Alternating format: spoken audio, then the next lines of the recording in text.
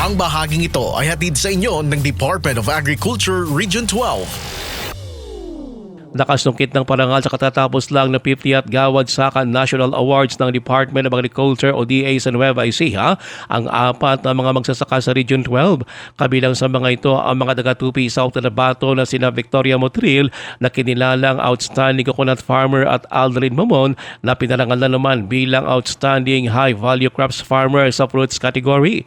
Kinilala naman bilang Outstanding Dairy Cattle Raiser ang Unified Engineering Workers Multipurpose Cooperative ng Pulumulok South Cotabato, habang ang Santa Cruz Multipurpose Cooperative naman sa Maasim Sarangani Province ay kinilalang Outstanding Goat Raiser. Ayon pa sa DA-12 na pinamumunuan ng Regional Executive Director Roberto Perales, ang mga parangal na ito ay patunay sa sipag, talino at dedikasyon ng mga agri-champions ng rehiyon. Ruel Usano, NDBC, Bida Balita.